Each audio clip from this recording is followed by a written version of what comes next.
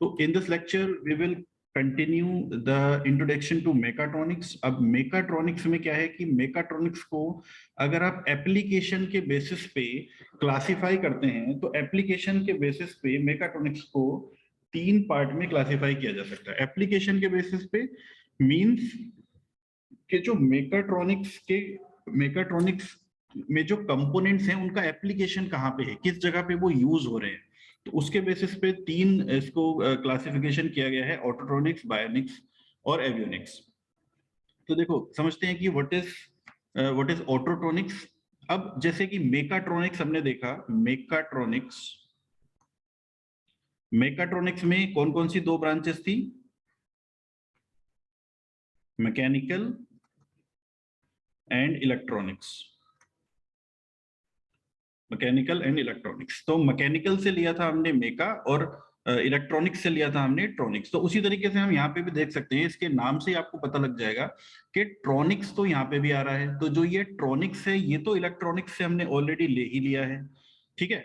अब ये जो पार्ट यहाँ पे आ रहा है ऑटो, ये कहाँ से लिया होगा, तो ऑब्वियसली ये कहां से लिया होगा, ऑटोमोबाइल इंजीनियरिंग से। तो मैकेनिकल के ही कुछ सब डिविजन्स हैं जिसमें थर्मल आता है, डिजाइन आता है, ऑटोमोबाइल आता है, प्रोडक्शन आता है।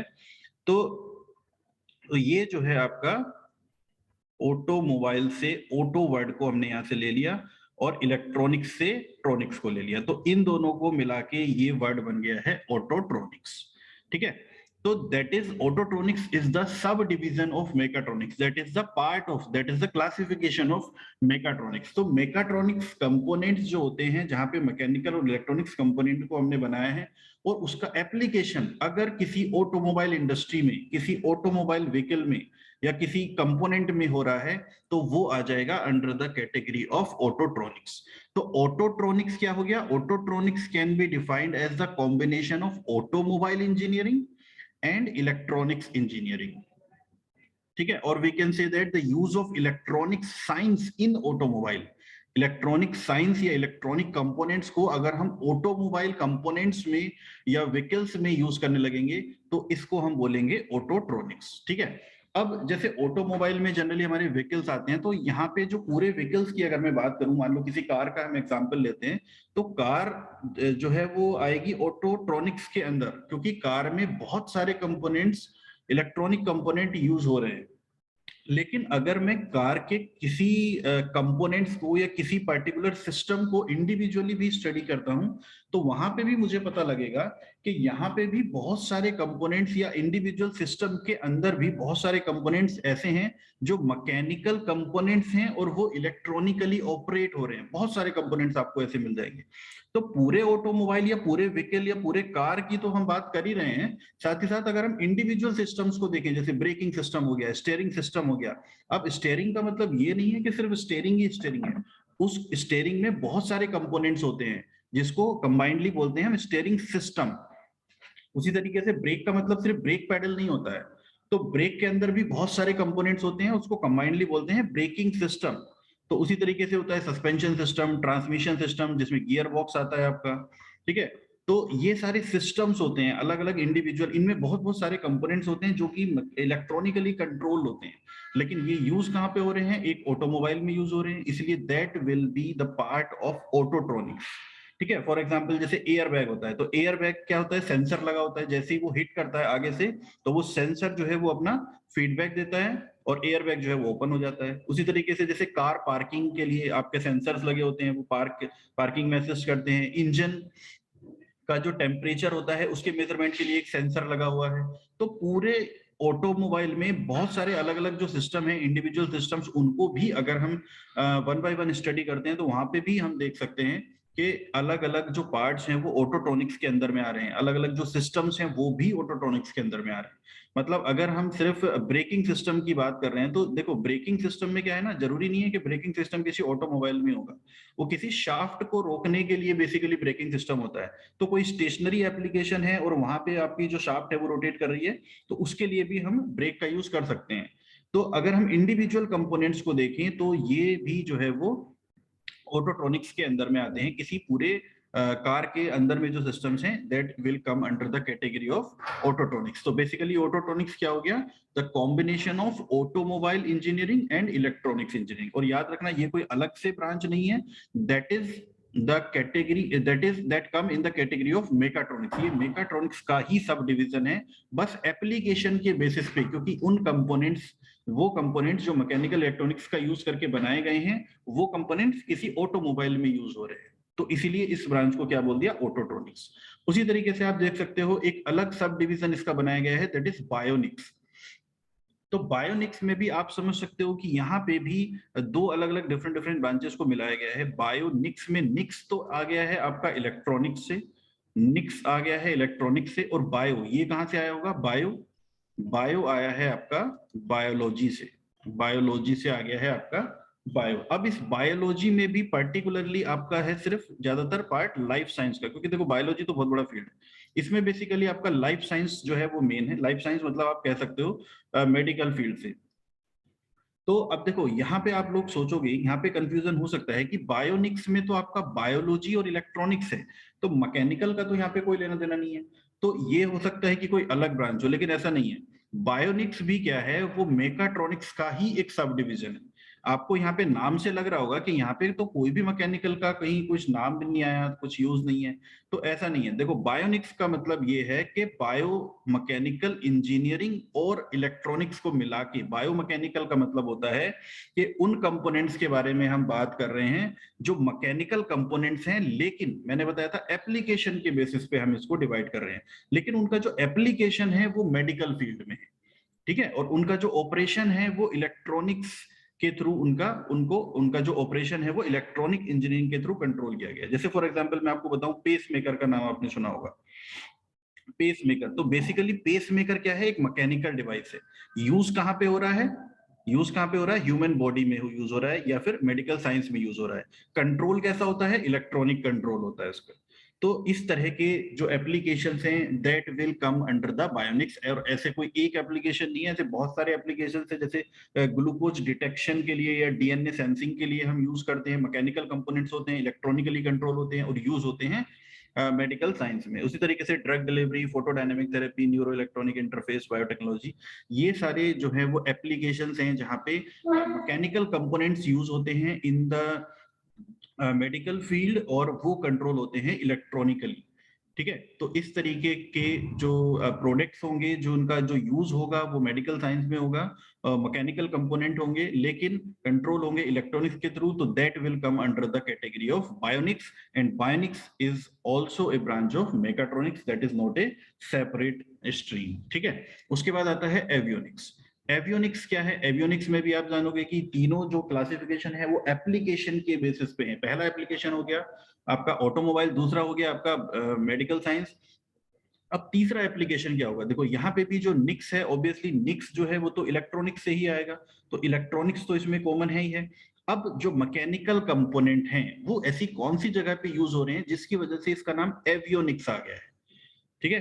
तो एवियोनिक्स कहां से आया? एविएशन इंडस्ट्री से। एविएशन, एविएशन मतलब, एविएशन का क्या मतलब होता है? एविएशन का मतलब होता है, आपने एक ब्रांच का नाम सुना होगा, एरोस्पेस। एरोस्पेस इंडस्ट्री, एरोस्पेस मतलब हवा में उड़ने वाले जो कंपोनेंट होते हैं, जैसे आपका एयरप्लेन हो गया, एयरप्लेन हो गया, ड्रोन हो गया, ठीक है।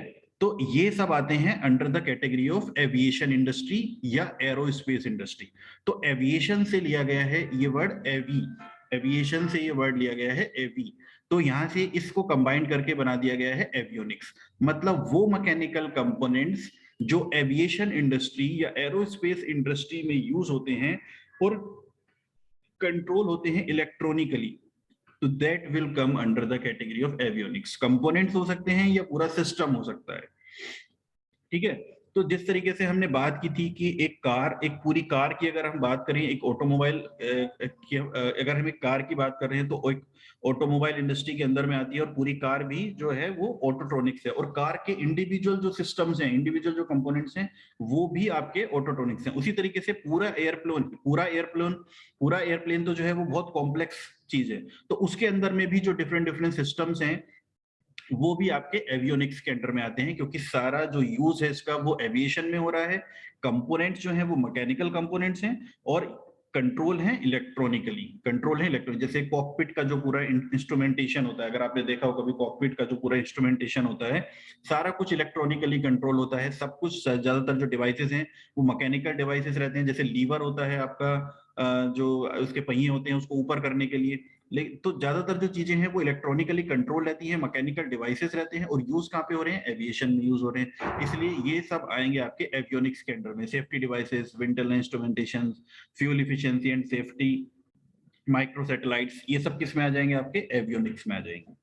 ठीक है, तो ये 3 क्लासिफिकेशन है बेस्ड ऑन द एप्लीकेशन। तीनों मेकाट्रॉनिक्स के ही जो है वो क्लासिफिकेशन है। ऐसा नहीं है कि ये कोई अलग ब्रांचेस है, मेकाट्रॉनिक्स अलग है, एवियोनिक्स अलग है, ऐसा नहीं है। मेकाट्रॉनिक्स के ही सब डिविजन्स हैं, ऑटोट्रॉनिक्स, बायोनिक्स और avionics, based on the application. सिर्फ एप्लीकेशन के बेसिस पे इनको अलग अलग कैटेगरी में डिवाइड किया गया है कि कहाँ कहाँ पे इनका एप्लीकेशन है। एविएशन इंडस्ट्री में है तो एवियोनिक्स, मेडिकल फील्ड में है तो बायोनिक्स, और अगर ऑटोमोबाइल में है तो ऑटोट्रॉनिक्स। उसके बाद देखते हैं मेकाट्रॉनिक्स में यूज होने वाले बेसिक कंपोनेंट्स। तो सबसे पहला जो बेसिक कंपोनेंट्स और कंपलसरी कंपोनेंट्स है, दैट इज द सेंसर। तो सेंसर को समझते हैं ध्यान से, क्या है इस sensor is a device that detects, ये 2 वर्ड आप याद रखना, that detects and respond to some input from the physical environment. To some input from the physical environment, मतलब अगर उसको कुछ इनपुट मिलती है फिजिकल एनवायरनमेंट से तो उसको डिटेक्ट करता है। और ऐसा नहीं कि डिटेक्ट करने के बाद वो चुपचाप बैठ जाएगा, डिटेक्ट करने के बाद रेस्पॉन्ड भी करेगा। रेस्पॉन्ड करने का मतलब है कि एक सिग्नल सेंड करेगा। रेस्पॉन्ड करने का मतलब है कि एक सिग्नल सेंड करेगा। अब मोस्ट ऑफ द केसेस में सेंसर में ये जो सिग्नल होता है ना, ये एक इलेक्ट्रिकल सिग्नल होता है। इलेक्ट्रिकल सिग्नल का क्या मतलब है, एक वोल्टेज की फॉर्म में हो सकता है, करंट की फॉर्म में हो सकता है, रेजिस्टेंस की फॉर्म में हो सकता है, कैपेसिटेंस की फॉर्म में हो सकता है, इंडक्टेंस की फॉर्म में हो सकता है, फ्रीक्वेंसी की फॉर्म में हो सकता है। तो एक इलेक्ट्रिकल सिग्नल सेंड करता है मोस्ट ऑफ द केसेस में, 99.9% केसेस में। तो ज्यादातर जो इसका सिग्नल होता है, यानी कि जो आउटपुट सिग्नल होता है ना, वो आपका इलेक्ट्रिकल सिग्नल होता है। वो आपका कैसा होता है, इलेक्ट्रिकल सिग्नल होता है।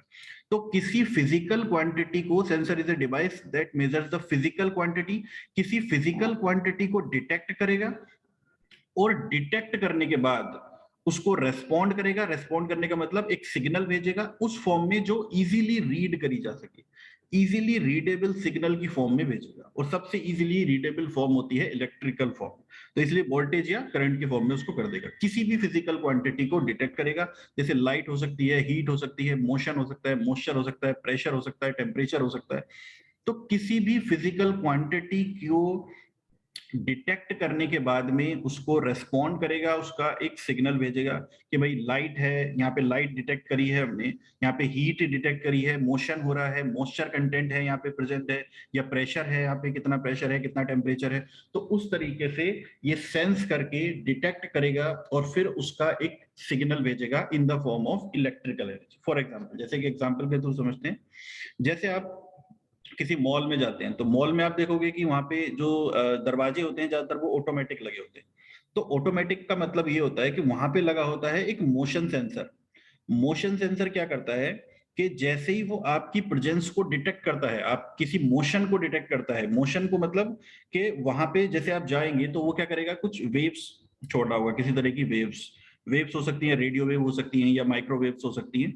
अब जैसे ही वो जो वेव्स यहाँ पे छोड़ी हैं सेंसर ने, इसको एक ऑब्स्ट्रक्शन मिलेगा। ऑब्स्ट्रक्शन मतलब जैसे आप इस वेव के सामने आ गए तो ये वेव आपसे स्ट्राइक करेगी, और जैसे ही ये स्ट्राइक करेगी सेंसर को पता लग जाएगा कि यहाँ पे कुछ मोशन हो रहा है, कुछ ऑब्स्ट्रक्शन मिला है, इन वेव्स को कुछ ऑब्स्ट्रक्शन मिला है। तो उसके बेसिस पे ये जो मोशन सेंसर्स होते हैं काम करते हैं, और यहाँ से ये क्या करेगा, फिर सिग्नल भेज देगा। जो उसका स्विच वगैरह होगा, जो दरवाजे का स्विच वगैरह होगा, उसको सिग्नल भेज देगा, और जो दरवाजा है वो ओपन हो जाएगा। तो आप देखोगे कि मॉल वगैरह में जैसे ही आप जाते हो तो दरवाजा जो है वो अपने आप खुल जाता है। कई जगह पे ऐसा जो ऑटोमेटिक डोर्स हैं वो लगे होते हैं। तो यहाँ पे क्या लगा होता है, आपका मोशन सेंसर, जो आपकी प्रेजेंस को, आपके मोशन को डिटेक्ट कर लेता है। डिटेक्ट करने के बाद में वो रेस्पॉन्ड करता है, यानी कि एक सिग्नल भेजता है। किसको भेजेगा, स्विच को भेजेगा, जो स्विच क्या करेगा, उस दरवाजे को ओपन कर देगा। तो इस तरह के मोशन सेंसर यूज हो सकते हैं, जैसे सिक्योरिटी लाइट्स के लिए यूज हो सकते हैं। हम घरों में कई बार लगा लेते हैं सिक्योरिटी लाइट्स, जैसे आप एंटर करते हो लाइट अपने आप जल जाती है। ठीक है। उसके बाद ऑटोमेटिक डोर्स तो होएंगे जो मॉल वगैरह में रहते हैं। इसके अलावा बाथरूम फिक्चर्स, जैसे कि कई बार होता है कि मॉल्स वगैरह में मोशन सेंसर्स लगे होते हैं कि आपको फ्लश करने की जरूरत नहीं पड़ती, जैसे ही आप वहां से हटते हो फ्लश जो है वो अपने आप हो जाता है। तो ऐसी जगह पे यूज होते हैं हमारे मोशन सेंसर। तो मोशन सेंसर्स और सेंसर समझ में आ गया। सेंसर्स क्या होते हैं? सेंसर्स बेसिकली क्या करेंगे कि किसी फिजिकल क्वांटिटी को डिटेक्ट करके एक सिग्नल भेज देंगे, इलेक्ट्रिकल सिग्नल। ठीक है। अब इलेक्ट्रिकल सिग्नल से पता कैसे लगेगा? क्योंकि उसके लिए क्या करते हैं, हम एक कैलिब्रेशन कर लेते हैं। जैसे प्रेशर है, प्रेशर उसने डिटेक्ट किया लेकिन सिग्नल भेजा इलेक्ट्रिकल, तो हम उसको क्या करेंगे, कैलिब्रेट कर लेंगे। कैलिब्रेट करने का मतलब ये होता है कि हम इसमें कुछ मैचिंग कर लेंगे इस हिसाब से कि अगर जैसे कोई सेंसर है, सपोज 2 बार का प्रेशर इंक्रीज हुआ, 2 बार का प्रेशर इंक्रीज हुआ, तो अगर ये दे रहा है 2 वोल्ट, तो हम यहाँ पे इसको कैलिब्रेशन से पता लगा लेंगे कि अगर 2 वोल्ट की रीडिंग आ रही है मतलब 2 बार प्रेशर इंक्रीज हुआ है। तो इस तरीके से हम क्या करते हैं, जो ये सिग्नल भेज रहा है इसको कन्वर्ट कर लेते हैं उस फिजिकल क्वांटिटी की फॉर्म। तो ये इजीली रीडेबल होता है। तो दिस इज द सेंसर। अब देखो सेंसर का मेकाट्रॉनिक्स में यूज क्या है, क्योंकि बेसिकली हमें मेकाट्रॉनिक्स से मतलब है। तो मेकाट्रॉनिक्स में क्या यूज है? To provide the position, velocity and acceleration. Position मतलब एक्स, वेलोसिटी मतलब वी और एक्सेलरेशन मतलब ए। तो जो मैकेनिकल कंपोनेंट्स हैं उनका कुछ ना कुछ मोशन होगा किसी ना किसी तरीके का, रेसिप्रोकेटिंग हो सकता है, रोटरी हो सकता है। तो उसकी पोजीशन क्या है, वेलोसिटी क्या है, एक्सेलरेशन क्या है, इसकी इंफॉर्मेशन प्रोवाइड करता है सेंसर। क्योंकि जो कंपोनेंट्स होते हैं वो कैसे होते हैं, क्लोज लूप। क्लोज लूप मतलब उसमें एक फीडबैक सिस्टम होता है। फीडबैक कहां से आता है? सेंसर से आता है। तो सेंसर इसको पोजीशन को, वेलोसिटी को, एक्सेलरेशन को डिटेक्ट करेगा और कंट्रोलर को सेंड कर देगा एज ए फीडबैक। तो इस पर्पस, ये सबसे मेन पर्पस होता है। दूसरा पर्पस क्या है? प्रोटेक्टिव मैकेनिज्म की तरह यूज होते हैं सेंसर्स। प्रोटेक्टिव मैकेनिज्म का क्या मतलब होता है? सेफ्टी के पर्पस से। जैसे फॉर एग्जांपल आप लोग घरों में गीजर यूज करते हैं। अब गीजर में क्या होता है कि जब एक, जैसे गीजर कई बार ऑन रह जाता है बहुत लंबे समय तक, तो गीजर में आपने ऑन किया, उसके अंदर में क्या है, एक इलेक्ट्रिक रोड लगी हुई है जिसका टेम्परेचर इंक्रीज हो रहा है, तो वो पानी को गर्म करता रहेगा करता रहेगा करता रहेगा। अब अगर वो ऑन रह गया कंटिन्यूअसली लंबे समय तक, तो वो जो पानी है वो तो गर्म होता रहेगा, बॉईल होता रहेगा, उसकी भाप बनती रहेगी। और फिर जब भाप बनती रहेगी, क्योंकि क्लोज चैम्बर में है, तो प्रेशर इंक्रीज होने लगेगा। तो उस तरीके से क्या है कि एक टाइम पे क्या है कि प्रेशर बहुत ज्यादा इंक्रीज हो सकता है और उसमें एक्सीडेंट के चांसेस हो सकते हैं। तो इस तरह की प्रोटेक्टिव मैकेनिज्म के लिए क्या करते हैं, एक सेंसर लगा देंगे उसमें। सेंसर जो है वो टेम्परेचर को डिटेक्ट करता रहेगा, जैसे ही एक लिमिट से टेम्परेचर ज्यादा हो जाएगा वो उसको ऑटो कट ऑफ कर देगा। तो इस तरीके से भी एक सेंसर जो है वो हमारा यूज होता है प्रोटेक्टिव मैकेनिज्म की तरह से। सेंसर यूज होता है सेफ्टी पर्पस के लिए। ठीक है। इसके अलावा टू प्रोवाइड आइडेंटिफिकेशन, आइडेंटिफाई करने के लिए सेंसर यूज होते हैं। जैसे कुछ जो सेंसर्स होते हैं वो कलर को आइडेंटिफाई कर लेते हैं कि ब्लू कलर है या रेड कलर है, तो आइडेंटिफिकेशन पर्पस के लिए यूज हो सकता है। And to provide the real time information, किसी भी तरह का डेटा रियल टाइम में अगर चाहिए होगा तो सेंसर से इजीली प्रोवाइड करा सकते हैं। तो ये कुछ यूज हैं सेंसर के मेकाट्रॉनिक्स में। ठीक है। अब जो सेंसर्स हैं वो देखो किसी भी तरीके का, हर तरह की क्वांटिटी को डिटेक्ट करने के लिए अलग अलग सेंसर्स होते हैं। तो बहुत सारे तरह के सेंसर्स हैं जो मेकाट्रॉनिक्स में यूज हो सकते हैं अलग अलग एप्लीकेशंस के बेसिस पे। जैसे विजन के लिए, टेम्परेचर के लिए, रेडिएशन के लिए, प्रॉक्सिमिटी सेंसर्स। प्रॉक्सिमिटी सेंसर क्या होता है? प्रॉक्सिमिटी मतलब उसकी उसके रेंज में अगर कुछ आ जाएगा तो वो बता देगा। तो मोशन सेंसर जो होता है ना, वो तो इससे थोड़ा सा अलग रहता है। प्रॉक्सिमिटी सेंसर क्या होता है कि जैसे यहाँ पे आपने सेंसर लगा दिया, ठीक है, अब ये कोई वेव नहीं छोड़ रहा है। तो जैसे यहाँ पे एक पिस्टन है, अब ये पिस्टन जो है वो इधर की तरफ मूव कर रहा है, इस तरीके से पिस्टन है, पिस्टन जो है वो इधर की तरफ मूव कर रहा है। तो जैसे ही ये पिस्टन इसकी रेंज में पहुंचेगा, इसकी एक रेंज है, तो सपोज 5 mm या 10 mm की इसकी रेंज है, तो जैसे ही ये इसकी रेंज में पहुंचेगा ये तुरंत से रेस्पॉन्ड करेगा। रेस्पॉन्ड करने का मतलब इलेक्ट्रिकल सिग्नल भेजेगा। अब इलेक्ट्रिकल सिग्नल किसी को भी भेज सकता है, मान लो किसी स्विच को भेज सकता है। तो स्विच क्या करेगा, जैसे ही ये पिस्टन इसके पास आएगा, स्विच जो है वो बंद हो जाएगा और स्विच के बंद होने के बाद में क्या होगा, ये पिस्टन वापस चला जाएगा।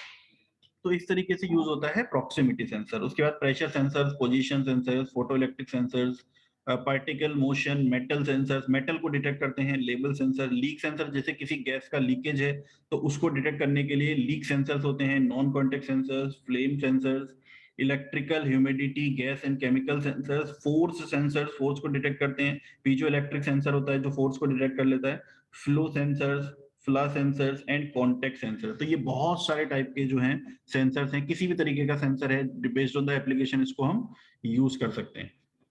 उसके बाद हम देखते हैं सेंसर, एक टाइप का जो सेंसर है that is the piezo electric sensor. अब ये पीजो इलेक्ट्रिक सेंसर क्या होता है? पीजो इलेक्ट्रिक सेंसर बेसिकली एक पीजो इलेक्ट्रिक क्रिस्टल होता है। पीजो इलेक्ट्रिक सेंसर जो होता है वो एक तरह का मटेरियल होता है जिसको पीजो इलेक्ट्रिक क्रिस्टल बोलते हैं। क्या मटेरियल होता है? ये क्वार्ट्ज।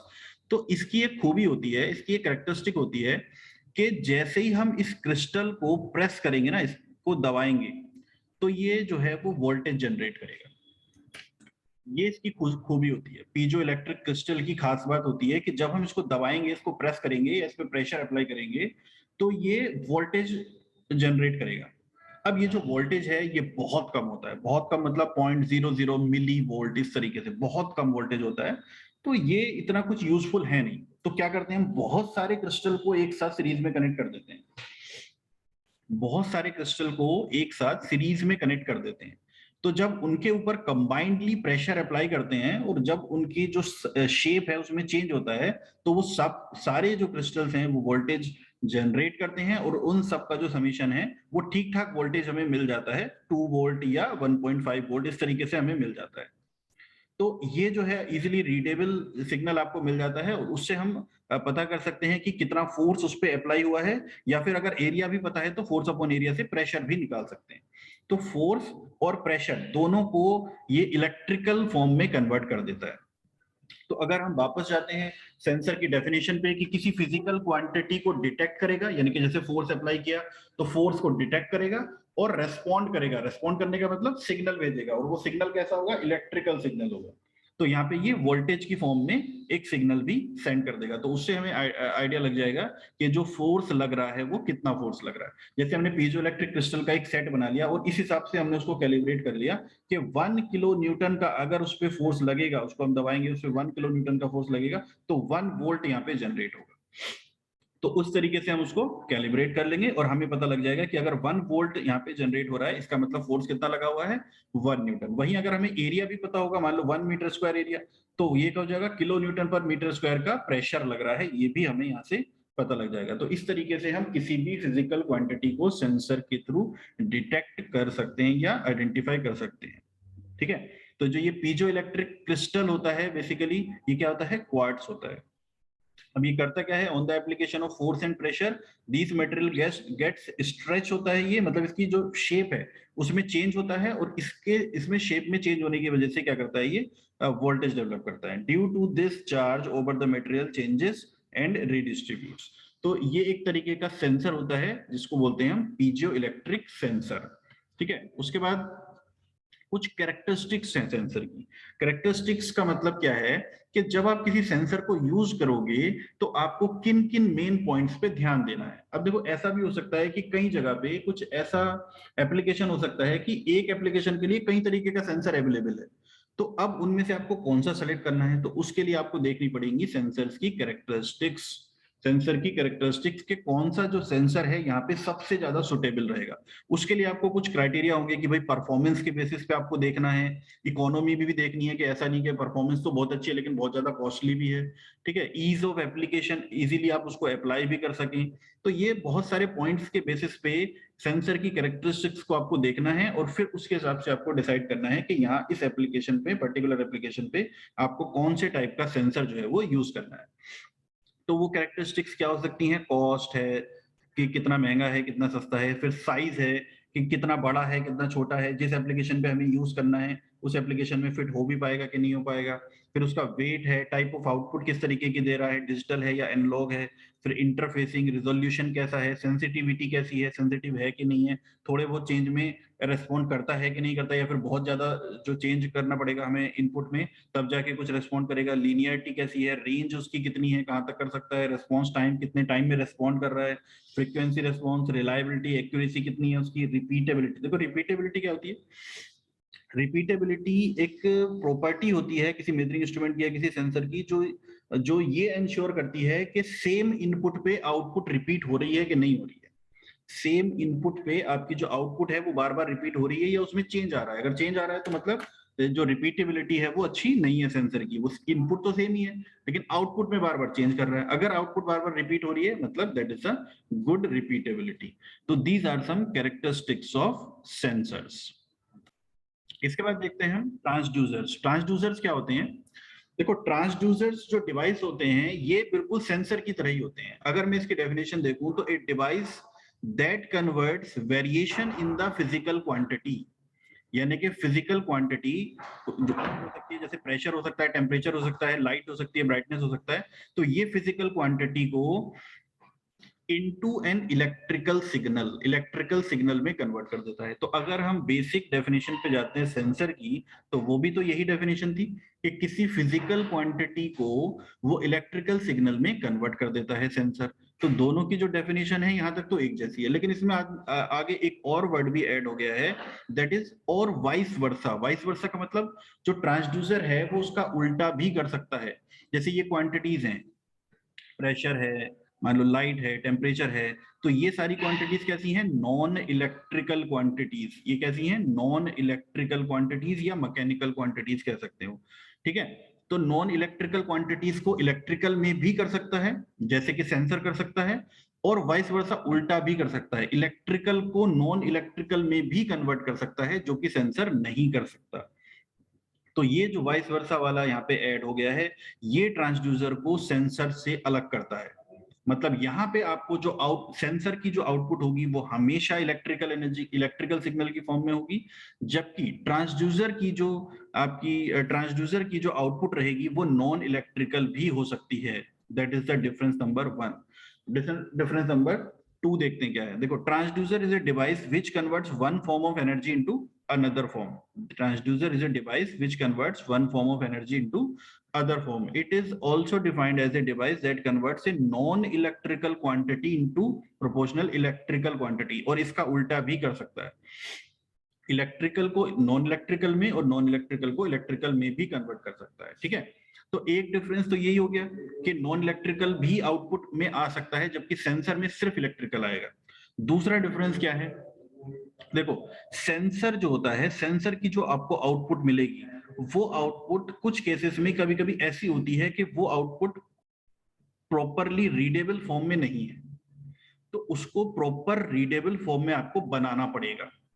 और उसको बनाने के लिए आप यूज करोगे जो सिग्नल सेंसर ने भेजा है, उस सिग्नल को आपको कंडीशन करना पड़ेगा, उसकी कंडीशनिंग करनी पड़ेगी। जैसे जो गर्मियों में हमें जो एयर मिलती है, उस एयर की हम क्या करते हैं? कंडीशनिंग करते हैं। कंडीशनिंग करने का मतलब कि उसको ह्यूमन कंफर्ट के हिसाब से ढालते हैं, उसके लिए हम यूज करते हैं एयर कंडीशनर्स को। तो उसी तरीके से यहाँ पे अगर सिग्नल हमारे प्रॉपर रीडेबल फॉर्म में नहीं है तो हमें उसकी कंडीशनिंग करनी पड़ेगी, और इसके लिए हम यूज करेंगे सिग्नल कंडीशनिंग सर्किट का यूज करेंगे। जैसे सपोज सेंसर जो है वो हो सकता है कि हमें जो है वो चेंज इन रेजिस्टेंस की फॉर्म में मिल रहा है, डेल्टा आर की फॉर्म में मिल रहा है, तो चेंज इन रेजिस्टेंस से हम हो सकता है कि इसको चेंज इन वोल्टेज में कन्वर्ट करना चाहते हो, या फिर जैसे जो कोई वोल्टेज आपको मिल रहा है वो बहुत कम है, आपको इसको बढ़ाना है, इंक्रीज करना है, इसको स्टेप अप करना है, उसको एम्पलीफिकेशन करना है, तो उसके लिए आपको क्या लगेगा? सिग्नल कंडीशनिंग सर्किट लगेगा। तो जब इस सेंसर के साथ में हम ये सिग्नल कंडीशनिंग सर्किट को भी यूज करेंगे तो इस कॉम्बिनेशन को हम बोलेंगे ट्रांसड्यूसर। ठीक है, अब ये जो सिग्नल कंडीशनिंग सर्किट है, कोई जरूरी नहीं है कि ये होगा ही होगा। जैसे पीजो इलेक्ट्रिक क्रिस्टल की हम बात करें तो पीजो इलेक्ट्रिक क्रिस्टल जो है एक सेंसर की तरह यूज हो सकता है, वहां पे सिग्नल कंडीशनिंग सर्किट की जरूरत नहीं पड़ेगी। क्यों? क्योंकि वहां पे हालांकि वोल्टेज हमें कम मिल रहा है, लेकिन हम उनको सीरीज में कनेक्ट करके, बहुत सारे क्रिस्टल को सीरीज में कनेक्ट करके आउटपुट को रीडेबल फॉर्म में लेके आ सकते हैं। तो वहां पे हमें सिग्नल कंडीशनिंग सर्किट की कोई जरूरत नहीं है। तो पीजो इलेक्ट्रिक क्रिस्टल जो है वो आपका सेंसर की तरह भी यूज हो सकता है और ट्रांसड्यूसर की तरह भी यूज हो सकता है, क्योंकि वहां पे सेंसर अकेला इतनी आउटपुट दे सकता है कि वो ट्रांसड्यूसर की तरह काम करे, सिग्नल कंडीशनिंग सर्किट की वहां पे जरूरत नहीं है। लेकिन कुछ केसेस में आपको सिग्नल कंडीशनिंग की जरूरत पड़ सकती है। तो अगर इन दोनों को कंबाइन कर दोगे तो ये हो जाएगा आपका ट्रांसड्यूसर। तो ऐसे सेंसर जिनमें सिग्नल कंडीशनिंग सर्किट की जरूरत नहीं पड़ेगी वो सेंसर ट्रांसड्यूसर भी हैं, लेकिन वो सेंसर जिनमें सिग्नल कंडीशनिंग की जरूरत पड़ेगी वो सेंसर ट्रांसड्यूसर नहीं है। इसका मतलब क्या हुआ कि ऑल सेंसर्स आर ट्रांसड्यूसर, जितने भी सेंसर हैं वो ट्रांसड्यूसर हैं, लेकिन जितने भी ट्रांसड्यूसर हैं वो सेंसर नहीं है। तो बेसिकली हम ये कह सकते हैं कि sensor is A type of transducer, sensor is A type of transducer. ठीक है, तो दो मेन डिफरेंस समझ में आए। पहला डिफरेंस दो मेन डिफरेंस में से पहला डिफरेंस क्या है कि जो ट्रांसड्यूसर है उसकी आउटपुट नॉन इलेक्ट्रिकल फॉर्म में भी हो सकती है, सेंसर की नहीं हो सकती। ये तो हो गया पॉइंट नंबर 1। पॉइंट नंबर 2 क्या है, ट्रांसड्यूसर में कभी कभी सेंसर के साथ सिग्नल कंडीशनिंग, अगर आपकी जो आउटपुट है वो इलेक्ट्रिकल आउटपुट है सेंसर की, तो उस केस में कभी कभी आपको सिग्नल कंडीशनिंग सर्किट की भी जरूरत पड़ सकती है, सिग्नल को मॉडिफाई करने के लिए, सिग्नल को मैनिपुलेट करने के लिए।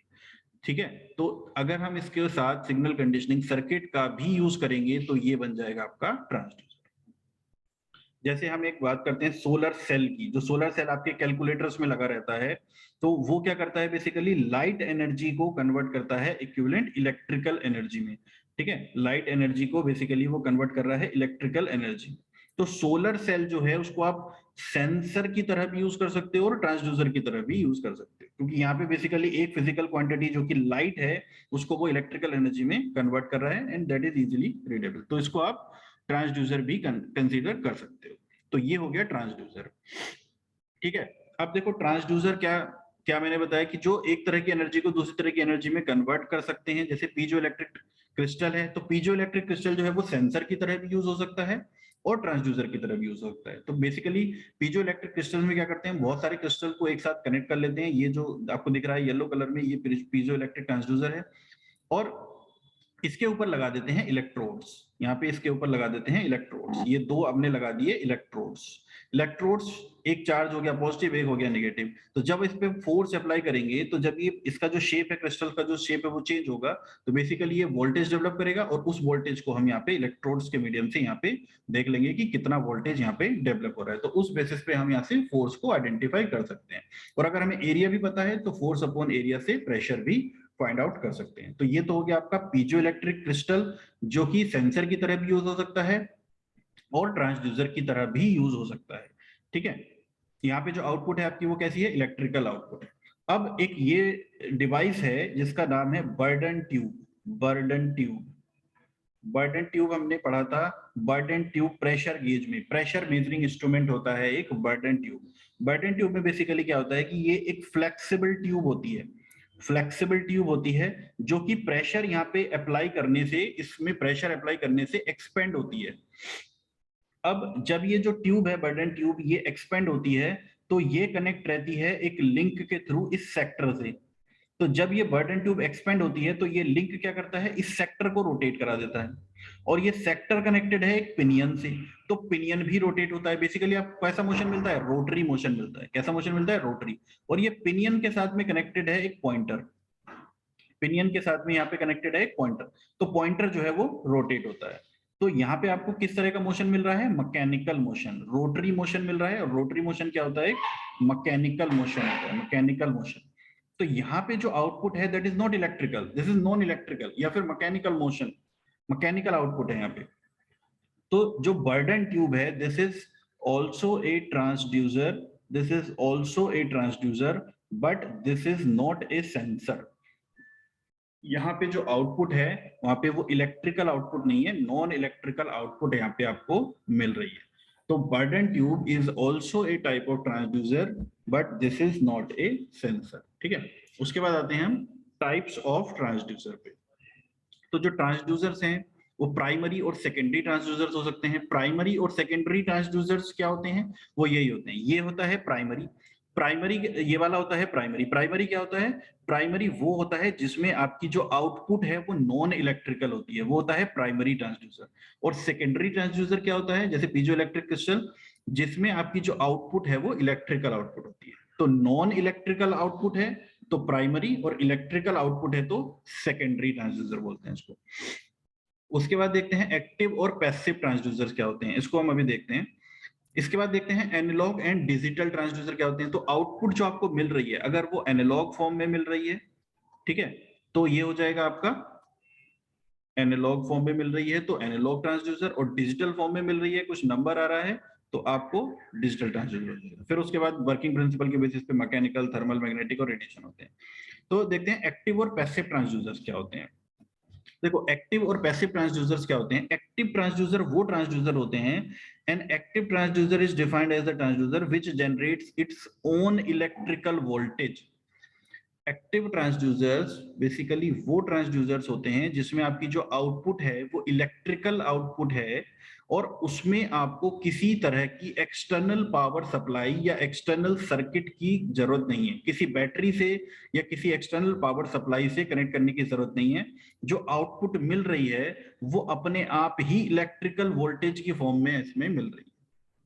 तो इस तरह के जो ट्रांसड्यूसर्स होते हैं उनको बोलते हैं हम एक्टिव ट्रांसड्यूसर, जैसे कि पीजो इलेक्ट्रिक क्रिस्टल। तो पीजो इलेक्ट्रिक क्रिस्टल में जो आउटपुट है वो वोल्टेज की फॉर्म में मिलती है, अपने आप में किसी इलेक्ट्रिकल सप्लाई से उसको या बैटरी से कनेक्ट करने की जरूरत नहीं पड़ती है, अपने आप ही आपको इलेक्ट्रिकल एनर्जी या इलेक्ट्रिकल सिग्नल यहाँ पे मिल जाता है। जैसे आपका थर्मोकपल होता है, तो थर्मोकपल बेसिकली क्या करते हैं, एक हॉट जंक्शन पे एक इसका पॉइंट लगा देते हैं, एक कोल्ड जगह पे लगा देते हैं दूसरा, और ये क्या करता है बेसिकली यहाँ पे आपको वोल्टेज बता देता है। तो डायरेक्टली यहाँ पे भी आपको क्या मिल जाता है, वोल्टेज मिल जाता है। जैसे आपका सोलर सेल होता है तो वो लाइट से डायरेक्टली आपको वोल्टेज में कन्वर्ट करके देता है। तो ये सब तो हो गए active transducer, solar cell, piezo electric, thermocouple. तो यहाँ पे आपको डायरेक्टली वोल्टेज की फॉर्म में मिल रहा है, किसी एक्सटर्नल पावर सप्लाई से, बैटरी से कनेक्ट करने की जरूरत है नहीं। पैसिव, पैसिव ऑफ कोर्स इसका उल्टा होंगे। Passive transducers is defined as a transducer which require external battery voltage, external power supply इनको चाहिए होती है। जैसे इसमें आते हैं आपके लाइट डिपेंडेंट रेजिस्टर्स होते हैं, थर्मिस्टर। बेसिकली अगर आपको आउटपुट जो है वो चेंज इन रेजिस्टेंस की फॉर्म में मिल रही है या रेजिस्टेंस की फॉर्म में मिल रही है, डेल्टा आर की फॉर्म में या आर की फॉर्म में मिल रही है, तो इसको आपको वोल्टेज में कन्वर्ट करने के लिए एक सर्किट से कनेक्ट करना पड़ेगा और उस सर्किट में कुछ वोल्टेज प्रोवाइड कराना पड़ेगा। तो यहाँ पे आपको एक्सटर्नल पावर सप्लाई या एक्सटर्नल वोल्टेज की जरूरत पड़ती है, वो होते हैं आपके पैसिव ट्रांसड्यूसर्स। और एक्टिव में किसी तरह की कुछ भी जरूरत नहीं पड़ती है। तो ये हो गया आपका क्लासिफिकेशन ऑफ ट्रांसड्यूसर्स।